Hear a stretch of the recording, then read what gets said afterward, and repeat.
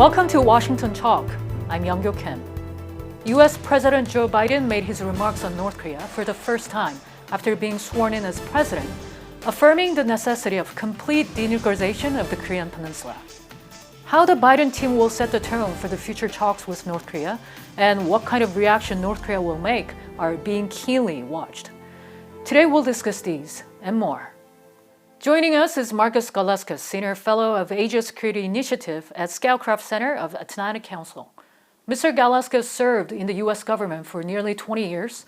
Most recently, he worked as the National Intelligence Officer for North Korea on the National Intelligence Council from 2014 to 2020. Stephen Noerper also joins us today. Dr. Noerper is Senior Director for Policy at Korea and Senior Research Scholar at Columbia University. He also serves as a Senior Advisor to the United Nations Program on Northeast Asia. Welcome to the program. Thank you. Former President Trump and North Korean leader Kim Jong-un signed a broad statement in June 2018, which called for a firm and unwavering commitment to complete denuclearization of the Korean Peninsula. Mr. Garlauskas, with the new U.S. government shaping its strategy, will North Korea stick to its commitment? Well, I think there's two key points here. And first of all, they committed to work toward denuclearization of the Korean Peninsula, which from the North Korean perspective has always been interpreted to mean not just North Korean denuclearization, but major steps by the United States and its allies to reduce the perceived or claimed threat to North Korea. So I think that's a big factor in terms of framing what they committed to. But I think the other element is that because of the events that took place at and after the Hanoi summit, Kim Jong-un has already claimed that the commitments that he made in 2018, that he no longer feels bound by them. So I think North Korea may emphasize the Singapore agreement when it's in their interests, but in the end, I don't think that they will necessarily feel like they have to remain particularly committed to it because they've already backed away, claiming that the U.S. has not lived up to its end. Mm-hmm. Dr. Noerper, what is your thought on this? Well, I might add that at the party Congress, we saw a reference made to Singapore. So that seems to be an opportunity extended to the new U.S. administration to begin with the Singapore Declaration. And it seems that the instincts of the administration are in that direction. So that puts us on a good footing. Let's also remember that in that Singapore Declaration preceding the denuclearization commitment was an agreement to a new relationship. And that's really a much more complicated issue that will include a lot of efforts to include denuclearization and beyond. But we heard in Secretary Blinken's confirmation that they're looking both at the security concerns and at the humanitarian concerns. And that too strikes a note of trying to take perhaps a more extensive or rounded take with North Korea on this, with denuclearization certainly the centerpiece. Mm-hmm. In the recent party Congress, Kim Jong-un re-emphasized his desire to strengthen nuclear weapons, and it raised doubts over the Kim regime's willingness to denuclearize. Dr. Noerper, does North Korea still want to talk?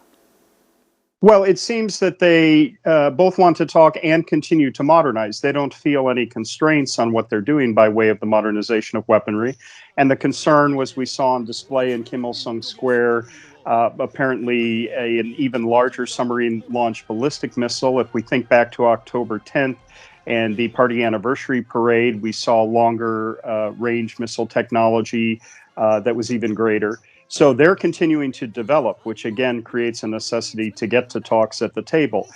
He did talk about the U.S. as being number one enemy. He did mention the enhancements they're making in the nuclear sphere. He also said that they would meet force with force, but would also be open to meeting progress with some progress. So that could be deemed something of an olive branch for external consumption. And remember, a lot of the rallying around the military technology is also for internal legitimacy purposes to rally at home. So I think we need to take all of that into context. Mm-hmm. Mr. Garlauskas, in the long term, will North Korea really give up its nuclear weapons? I don't think we should give up when you say in the long term on the idea that North Korea would relinquish its nuclear weapons. However, I think for the foreseeable future, until there's a fundamental change in the calculus in Pyongyang, I do not think they'll give up nuclear weapons. And I think in particular right now, we are not on a path where they would consider giving them up. Mm-hmm. Do you see any possibility that North Korea will reverse its commitment publicly? Well, I think in many ways it already has reversed that commitment. When you look at the statements that Dr. Noerper mentioned at the Party Congress, the way they have reframed their commitment to denuclearization, it is essentially expecting conditions that are so far outside of what is feasible that they are essentially abrogating those commitments. Right. Some North Korean watchers put out an analysis that North Korea wants to be recognized as a nuclear state. Dr. Noerper, doesn't this go against the regime's earlier commitment? Well, I don't think, I think the issue is a broader one. The U.S. will not be recognizing, nor the international community, for that matter, North Korea as a nuclear state de jure. Whether they have to deal with North Korea as they have dealt with nuclear development in places like India and Pakistan, or as we think about Israel, it may be more like that, a bit more opaque. But the strategic goal remains denuclearization on the Korean Peninsula. That was made clear by President Biden, both in the campaign and in the call you mentioned with the Japanese Prime Minister. And it's the stated objective in Seoul as well. It's just that we have perhaps an opportunity here to revisit some of this by way of emphasizing denuclearization and then bringing things like sanctions relief or other issues to the table. There is the implication that there would need to be some sorts of trade-offs on both sides, but the end goal remains the same. So not recognizing North Korea as a nuclear state at any point, but trying to get North Korea to realize that nuclear weapons don't provide its security. In fact, just the opposite. Its security is garnered and more guaranteed by the abandonment of nuclear weapons. And clearly, Kim needs economic rebuild and opportunity. That's why the Party Congress was moved up, and clearly that's top of his agenda. Mm-hmm. Mr. Garlauskas, Dr. Noerper said that the U.S. government won't accept North Korea as a nuclear state. Do you agree with that view? I agree that politically it's very unlikely, and given President Biden's comments and even his written commentary before he took office, I think it's clear that he wants to continue to work toward denuclearization and will not politically acknowledge North Korea or accept North Korea as a nuclear state. However, I think there's an increasing awareness and understanding that we have to acknowledge intellectually that North Korea is armed with nuclear weapons and does not plan to give them up. And I think that's important for a realistic, pragmatic strategy. And I think there are signs that the administration understands and that a broader group of experts understand that North Korea is nuclear armed and will remain so for quite a while. Mm-hmm. Then, Mr. Garlauskas, realistically, when is the earliest for the U.S. and North Korea to start talks? Well, I think talks could actually start quite quickly if the preconditions could be agreed to and if the topic of the discussion could be agreed to. I don't expect North Korea to be interested in talks on denuclearization per se anytime soon, but I could see a scenario where other issues could be discussed and where some level of dialogue could be open just within a few weeks or months. But that depends on the Biden administration's interest in engaging in that sort of conversation. And I don't think at that point that's very clear. At this point, that's very clear. Dr. Noerper, when do you expect the talks to happen? Well, I think Markus's assessment is correct in that it's probably something where discussion of more incremental phasing or a step-by-step approach may be in the offing, and that might behoove both parties, especially given concerns about North Korean provocations. That said, there's a bit of a window. There's some space here in the sense that everyone knows the Biden administration has priorities at home by way of the pandemic, economic concerns, racial injustice, unity, and a very busy international agenda. So there's no doubt that there will be a great deal of attention continue to be focused on North Korea. But I think we have a few months' time for them to work through this. And I think both parties will want to come to the table with some results expectation, right? So a more pragmatic process, maybe a more multi-stage process, maybe a more comprehensive dialogue that does include some of these issues that Markus mentioned. Mm-hmm. Mr. Garlauskas, if the talks indeed happen, will North Korea try to use its nuclear capability as a leverage? After all, they did show its latest SLBM in the parade that followed the Congress. How did you see it? I do absolutely think that North Korea uses its advancing capabilities as leverage in negotiations and the threat of additional testing and additional progress. However, I think it's more than just leverage. I think they're advancing their capabilities for larger strategic purposes to improve their ability to not only deter, but also to coerce. And so I think they're not just leverage, they're not just bargaining chips, even though they could be used for that purpose. Mm-hmm. Dr. Noerper, what is your thought on assessment on North Korea's SLBM? Well, I think there's a tremendous amount of concern. North Korea has continued to develop. Think of the lethality of the nuclear test as they developed from 2006 to the most recent in 2017. And the increase in yields, what they have done by way of highly enriched uranium technology in the centrifuges, where they have gone with the evolution of long-range ballistic missiles, the volleys we have seen this last year of short-range technology. They're able to produce and move quickly and create a more lethal danger. In terms of that, it is very critical to get to the table.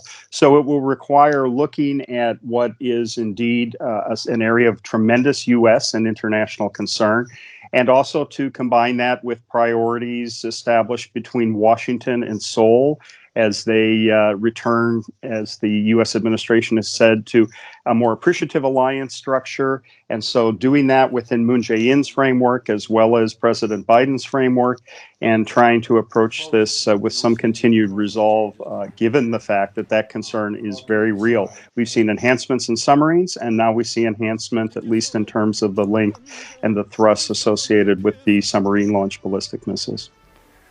Meanwhile, President Biden mentioned North Korea for the first time as U.S. president when he had a phone call with Japanese Prime Minister Yoshihide Suga. He stressed the need to completely denuclearize the Korean peninsula. Dr. Noerper, can this be understood as Biden's strong will to get rid of North Korea's nuclear program? Oh, I think certainly he remains committed to the idea of a nuclear-free peninsula, to full denuclearization of the peninsula. That is the stated U.S. and international objective. And in this particular call, too, to bring Japan in more closer to the process again, trilateral coordination and oversight is something that will enhance the process, trying to get our strong allies, South Korea and Japan, working together more closely again and with the United States on these areas of common concern, such as North Korea's nuclear and missile capability, and further off, China's rise and what we're dealing with in terms of a series of contentions across the South China Sea, the East China Sea, concerns about Hong Kong, Taiwan, Xinjiang, and others. So it's a very set of complicated Pacific relations, and that's why it's important that some of those named already as key players in the Biden administration be there, experienced, and really trying to approach these issues in comprehensive manners. Mm-hmm. Mr. Garlauskas, what did you make out of what Biden said about North Korea? So I also think that he wants to continue to work toward not only denuclearization, but it's worth noting he's mentioned a reunification of the Korean Peninsula as one of his goals. And so I think he will see the nuclear issue also in a larger context of changing the security environment in Northeast Asia in a positive way and working toward fundamental change. I think the nuclear issue is very important, but is also a symptom of a larger set of security problems that I think President Biden is well aware of. Mm-hmm. And Biden's foreign diplomacy team is now almost put together.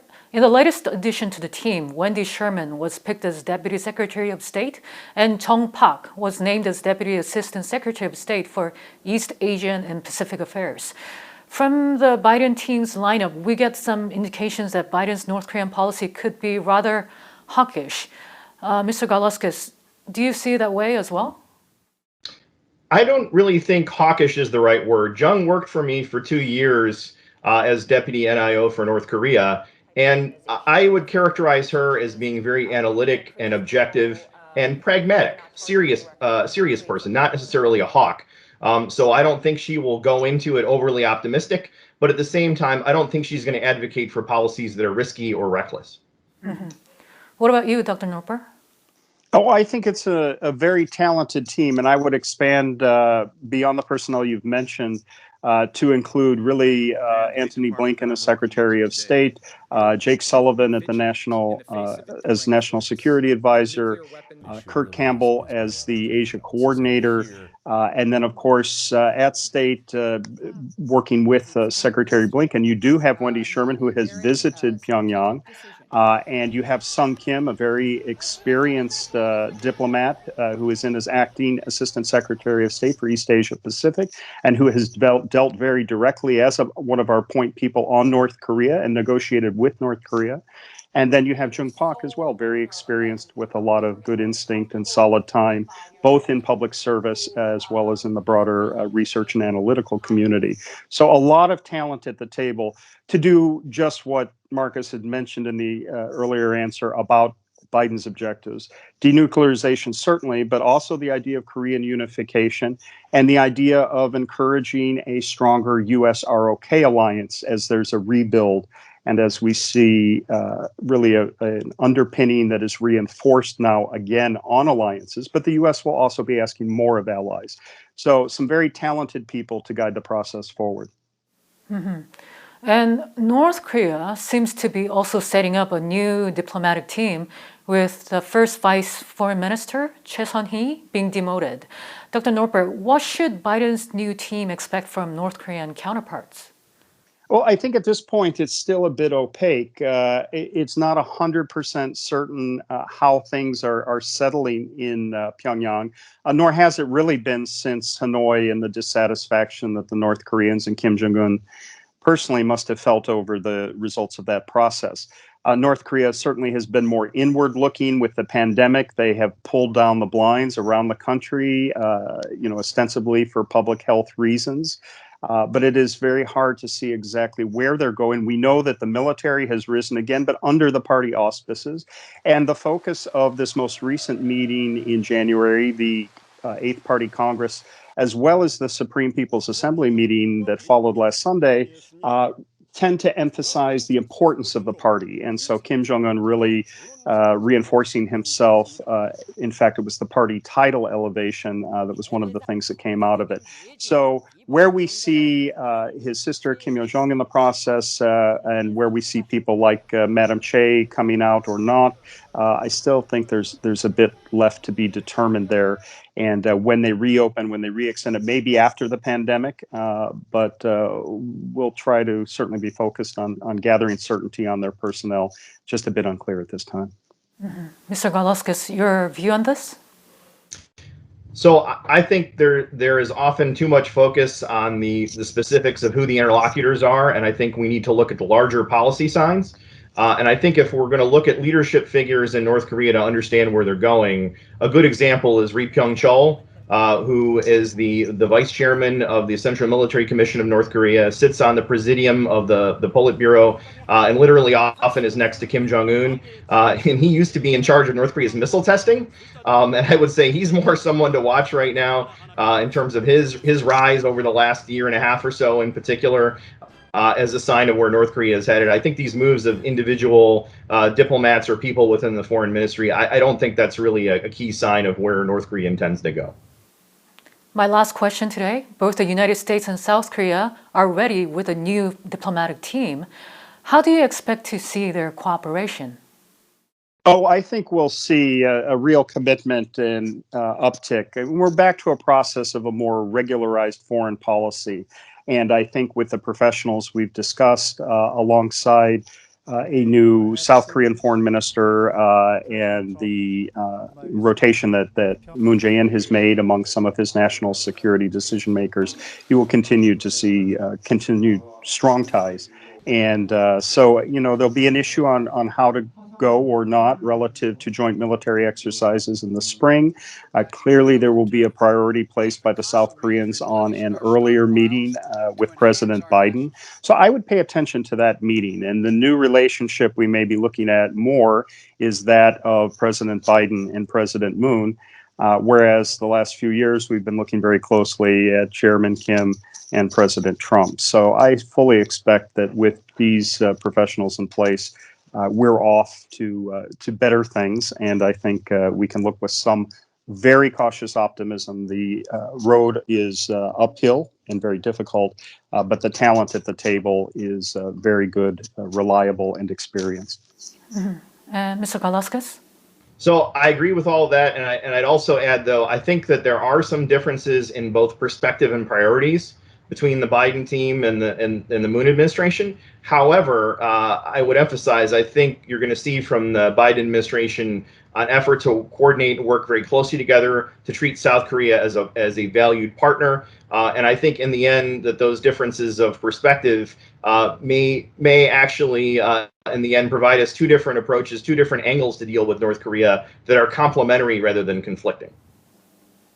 There are some calls within the South Korean government that the U.S. and South Korea need to adjust flexibly the joint military exercise in March due to possible military tensions with North Korea, while many experts in the U.S. stress the combined military exercises are crucial. Meanwhile, the U.S. Department of Defense said it is committed to maintaining the readiness of American troops in South Korea through military exercises. We'll have to keep an eye on how the two allies will plan out the upcoming exercises. Mr. Garlauskas and Dr. Noerper, thank you so much for being with us today.